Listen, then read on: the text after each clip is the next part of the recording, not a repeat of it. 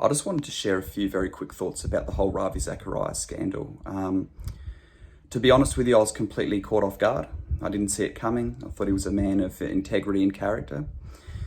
They say that where there's smoke, there is fire, and admittedly there was smoke there, which I chose to ignore, and I'm sure others have as well. The fact that he preached in a Mormon church who believe in a different Jesus. He got a standing ovation at the end of it. Very non-confrontational. He praised teachers like Joyce Myers and Rick Warren as great teachers. He failed to answer questions about whether the Catholic Church were true Christians. Very easy answer, but he wanted to please people.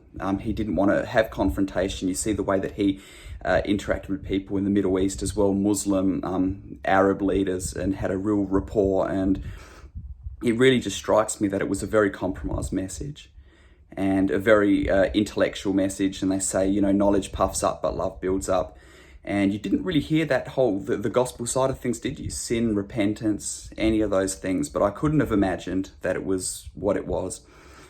But anyway, my thoughts on the issue are, the sin itself is terrible. It's bad. But the one thing that concerns me most is an unrepentant heart.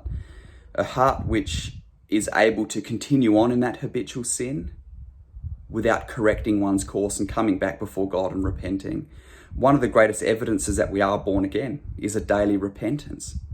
It's the conviction of the Spirit living in us. And if we can go on like that, living habitually, willfully in a sinful manner, and not feel convicted enough to bring that before God and come clean, then that shows that that's a heart problem. It's not just a character flaw, that's a serious heart problem.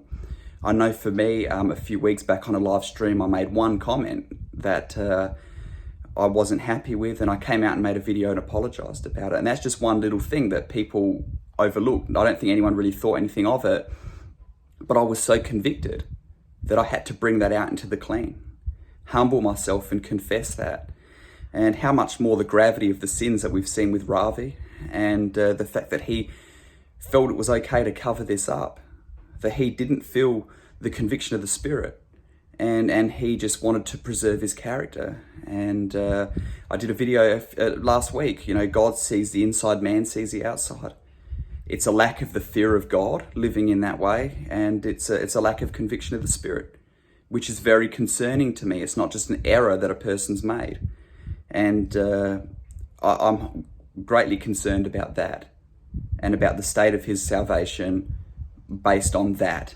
That's a strong evidence to show that, you know, he wasn't producing the fruit that's in line with the believer. The fruit of repentance that leads unto life.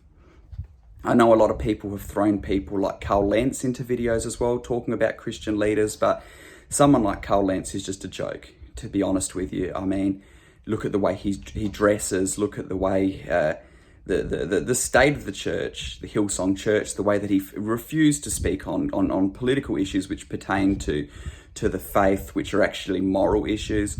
And once again, a whole inclusivity. You see him on Oprah talking about different ways to come to God.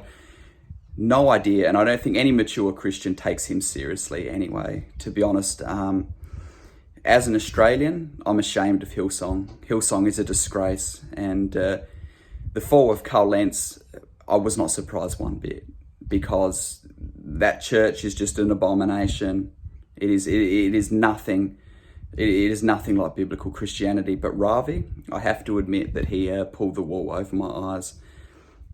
So what do we learn from this? The thing that we learn is to put no trust in any man, least of all ourselves. We should not trust ourselves for a moment.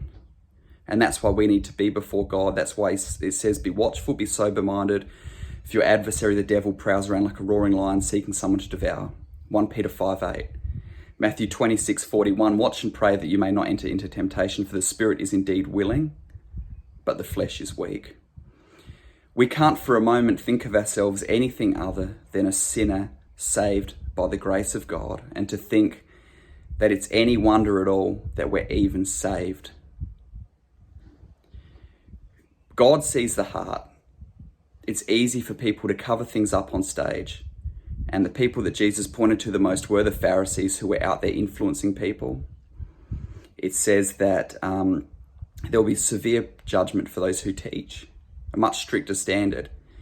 So I just want to say, let's just look to Jesus as our example, the author and perfecter of our faith, and let's look to imitate him and focus on ourselves and make sure that who we are in public is also who we are in private.